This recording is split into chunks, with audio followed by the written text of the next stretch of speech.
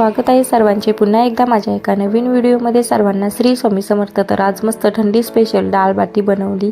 तर इथे डाळ बाटी बनवण्यासाठी मी गव्हाचं पीठ, रवा, मीठ आणि तेलाचं मोहन टाकून पाणी टाकून घट्ट गोळे बनवून घेतले। त्यानंतर डाळ बनवण्यासाठी तुरीची डाळ, मुगाची डाळ कुकरमध्ये शिजत ठेवली। त्यानंतर एका साईडला मी पाणी उकळत ठेवले।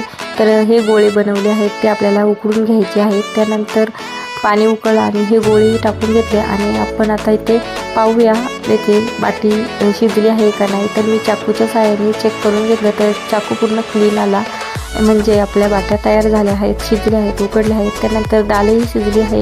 तर डाळीला फोडणी देण्यासाठी कांदा, टोमॅटो, मिरची, लसूण आणि कढीपत्ता घेतला आहे आणि शिजलेल्या डाळीला आपण असं चमच्याने छान घोटून घ्यायचं आहे। त्यानंतर लगेचच मी इथे डाळीला फोडणी देत आहे। तर तेल खूप गरम झालं होतं। त्यानंतर तेल टाकलं पातेलीमध्ये आणि जिरं मोहरीची फोडणी दिली। त्यानंतर लसूण, कढीपत्ता, कांदा, टोमॅटो टाकून घेतला आणि मस्त मऊ होईपर्यंत फ्राय करून घेतला।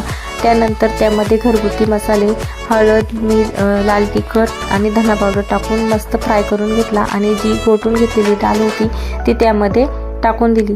त्यानंतर आपल्याला गरम पाणी करून घ्यायचं आहे आणि त्या डाळीमध्ये मिक्स करून घ्यायचं आहे, म्हणजे आपल्याला जेवढी डाळीची क्वांटिटी पाहिजे तेवढं आपल्याला पाणी टाकून घ्यायचं आहे। तर मी मस्त अशी बनवून घेतली। त्यानंतर आपल्या बाट्याही थंड झाल्या आहेत आणि ते आता आपण कट करून घेऊया।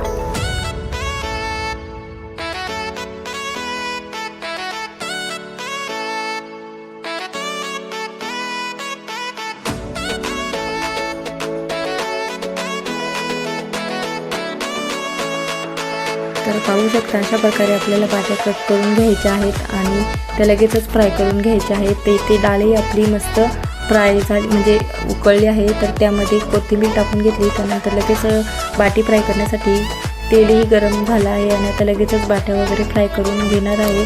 तर नक्की अशी रेसिपी तुम्ही घरी करून पहा, थंडीमध्ये खूप छान रेसिपी आहे। तर मस्त आपल्या बाट्याही फ्राय करून घेते आणि माझी रेसिपी कशी वाटली ते तुम्ही मला कमेंटमध्ये सांगा। आवडली असेल तर लाईक, शेअर, सबस्क्राईब करा।